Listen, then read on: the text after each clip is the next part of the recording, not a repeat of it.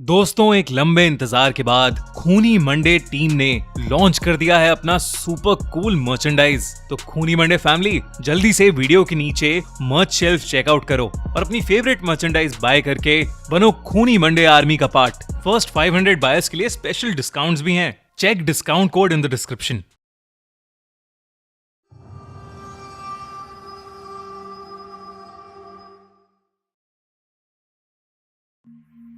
पिछले एपिसोड में आपने सुना कि रॉबिन के भयानक मर्डर की खबर पूरे बैरेक टाउन में फैल जाती है।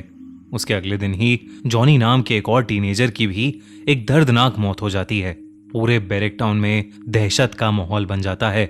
इन सब के बीच एना स्कूल से वापस घर नहीं आती। मेगन बहुत परेशान हो जाती है और स्टीव को एना को ढूंढने के लिए कहती है। बहुत ढूंढने के बाद एना मुंह पर जोकर वाले मेकअप के साथ एक ग्रेवयार्ड में मिलती है। इसी के साथ पुलिस को एक बहुत बड़ा ब्रेक थ्रू मिलता है। अब आगे। सर, एक क्लाउन के बारे में कुछ इंफॉर्मेशन मिली है। I think you should see it. Gerald conference room में आया तो उसने देखा कि स्क्रीन पर कुछ फोटोज प्रोजेक्ट हो रही थीं। उन्हें देखकर जेराल्ड शॉक्ड हो गया। सर, आज से करीब 10 साल पहले पुलिस ने जेम्स नाम के एक सीरियल किलर को अपनी कस्टडी में लिया था। जेम्स अपने प्रोफेशन से एक क्लाउन था और उसने अपनी पूरी सर्कस टीम के हर एक इंसान को एक एक करके मार डाला था। कुल मिलाकर उसने 12 मर्डर्स किए थे। ये बैरेक टाउन के लोगों के लिए एक रोंगटे खड़े कर देने वाली खबर होती, लेकिन इस खबर के मीडिया में फैलने से पहले ही पुलिस ने इस बात को दबा दिया था। इस वजह से ज्यादातर लोगों को जेम्स के बारे में कुछ पता नहीं था। जेम्स मेंटली अनस्टेबल था, इसलिए उसे बैरेक टाउन के मेंटल असाइलम में रखा गया था। चौंका देने वाली बात यह थी कि हर एक आदमी जो जेम्स के हाथों मरा था, उसके चेहरे पर हूबहू वैसे ही क्लाउन का मेकअप था, जैसा आज 10 साल बाद रॉबिन और जॉनी के चेहरे पर पाया गया था। Bloody hell, let's go get him. Sir, एक बात और। इससे पहले कि उस पर कुछ कानूनी कार्रवाई हो पाती या उसके मोटिव्स का पता चल पाता, जेम्स ने मेंटल असाइलम के अंदर ही सुसाइड कर ली थी।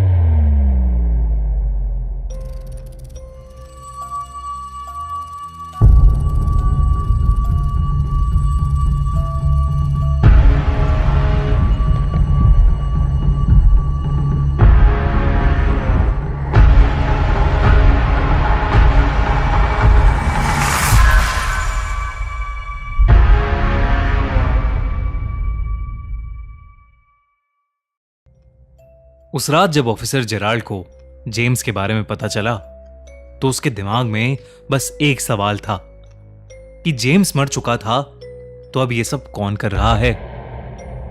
जेराल्ड ने अपनी टीम के सभी लोगों को जेम्स के बारे में छोटी से छोटी इंफॉर्मेशन ढूंढ निकालने का ऑर्डर दिया। साथ ही जेराल्ड ने बैरेक टाउन के कमिश्नर से स्पेशल ऑर्डर्स लेकर पूरे बैरेक टाउन में सिक्योरिटी फोर्स को और बढ़वा दिया था। अब जगह जगह पुलिस की नाकाबंदी हो गई थी। शहर में जो कुछ भी हो रहा था उससे सभी लोग डरे हुए थे। एना के पेरेंट्स मेगन और स्टीव भी पिछली रात हुए इंसिडेंट से काफी डिस्टर्ब थे। उन्होंने जब एना से पूछा कि वो कल रात उस ग्रेवयार्ड के अंदर कैसे पहुंची तो एना के पास कोई जवाब नहीं था। एना की बिगड़ती मेंटल हालत देख एना की मॉम मेगन ने उसे एक थेरेपिस्ट के पास ले जाने का फैसला किया। डॉक्टर रीटा बैरेक टाउन की एक रेनाउंड चाइल्ड थेरेपिस्ट थीं। वैसे तो वो उस दिन छुट्टी पर थीं, पर एना के पेरेंट्स की स्पेशल रिक्वेस्ट पर उन्होंने एना को अपने होम क्लिनिक पर ही बुला लिया था।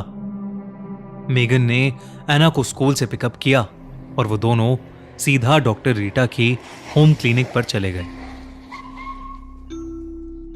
जब वो वहां पहुंचे तो एना ने अपने हाथ में वो क्लाउन डॉल ली हुई थी। मेगन ने एना को वो क्लाउन डॉल अंदर ले जाने से मना कर दिया और उस डॉल को वापस गाड़ी में रखकर वो दोनों अंदर चले गए। मेगन एना को डॉक्टर के रूम में छोड़कर बाहर आकर वेटिंग एरिया में बैठ गई।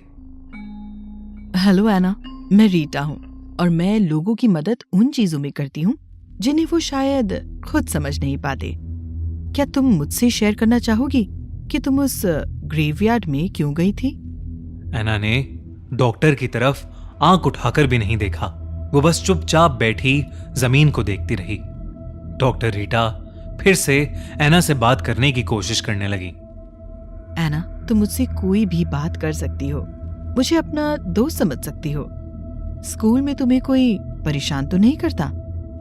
डॉक्टर का यह सवाल सुनते ही शांत बैठी एना की आंखें बड़ी हो गईं। उसने डॉक्टर रीटा को देखा और उसके चेहरे पर हल्की सी हंसी आ गई। एना बोली, करते थे कुछ सीनियर्स, पर अब नहीं करेंगे। देखो एना, मैं समझती हूँ कि तुम्हारी एज में कभी कभी तुम अकेला भी महसूस कर सकती हो, पर आपसे किसने कहा कि मैं अकेली हूँ? डॉक्टर रीटा की एना से बात करने की सभी कोशिशें बेकार हो रही थीं। कुछ देर और ट्राई करने के बाद डॉक्टर रीटा ने एना को एक चॉकलेट दी और उसे बाहर भेजकर मेगन को अंदर बुला लिया। वो दोनों आपस में बात करने लगे, लेकिन रूम का दरवाजा हल्का सा खुला हुआ था। अंदर हो रही सारी बातें एना को भी सुनाई दे रही थीं। मैंने कुछ मेडिसिन प्रिस्क्राइब की हैं, बाकी डरने की कोई बात नहीं है, वो जल्दी ही ठीक हो जाएगी। डॉक्टर रीटा की इस बात को सुनकर एना को शायद बिल्कुल भी अच्छा नहीं लगा था, पर वो कुछ बोली नहीं और चुपचाप अपनी मॉम मेगन के साथ जाकर कार में बैठ गई। कार की बैक सीट पर उसकी क्लाउन डॉल पड़ी थी। जब एना की नजर कार के रियर व्यू मिरर पर पड़ी तो उसे ऐसा लगा कि जैसे वो डॉल एना को ही देख रही हो और उससे कुछ कहना चाह रही हो। एना की मॉम वापस जाने के लिए कार स्टार्ट करने ही वाली थी कि तभी एना ने अपनी मॉम से कहा कि वो अपना बैग डॉक्टर के रूम में भूल आई है। एना कार से उतरी, बैक सीट से अपनी क्लाउन डॉल उठाई और उसने अपनी मॉम को बोला कि वो बस अभी आ रही है। एना उस क्लाउन डॉल को अपने हाथ में लिए डॉक्टर रीटा की होम क्लिनिक के अंदर चली गई। क्या हुआ बेटा? एना कुछ नहीं बोली और सीधा अपने स्कूल बैग की तरफ आगे बढ़ी। उसने अपने बैग से एक कैंची निकाली और सीधा डॉक्टर रीटा की गर्दन में घुसा दी। डॉक्टर रीटा दर्द से कर्रा उठी। लेकिन उस दिन उनका पूरा स्टाफ छुट्टी पर था। उनकी आवाज सुनने वाला वहां कोई नहीं था। एना बार बार उस कैंची से डॉक्टर रीटा की गर्दन को स्टैब करने लगी। डॉक्टर रीटा अपनी बेबसी में बस एना के चेहरे को सुन्न होकर देख रही थीं। खून की छींटें एना के मुंह पर जा रही थीं, लेकिन एना रुक ही नहीं रही थी। एना पागल हो चुकी थी। मुझे ठीक करेगी तू?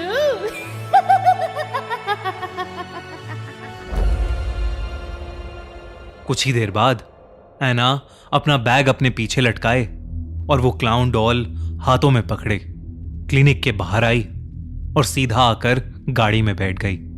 उसे देखकर ऐसा लग रहा था जैसे कुछ हुआ ही ना हो। उसके चेहरे या कपड़ों पर खून की एक भी छींट नहीं थी तो बस चेहरे पर एक बड़ी सी स्माइल। मेगन ने एना के चेहरे पर बड़े दिनों बाद ऐसी स्माइल देखी थी। तब मेगन को लगा कि एना को थेरेपिस्ट के पास लाना शायद एक सही डिसीजन था, लेकिन वो नहीं जानती थी कि एना के हाथों अभी क्या घटा था।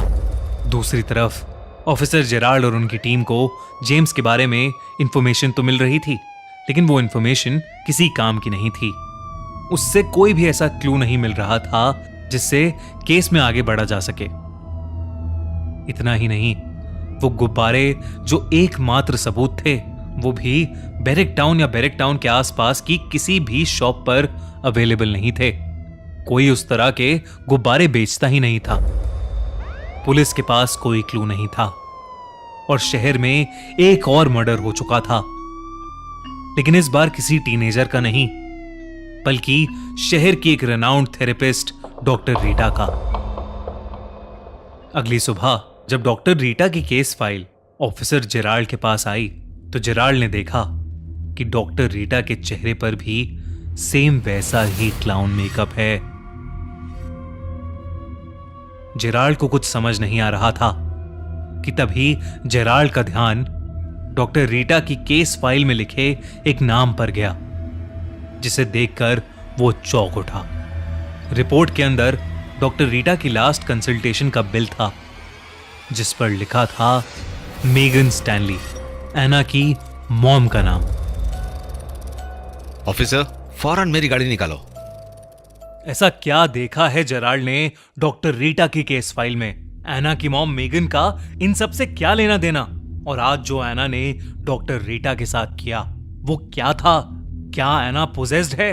क्या एना ही किलर है? ये सब जानने के लिए subscribe to Khooni Monday and check out the clown का चौथा एपिसोड।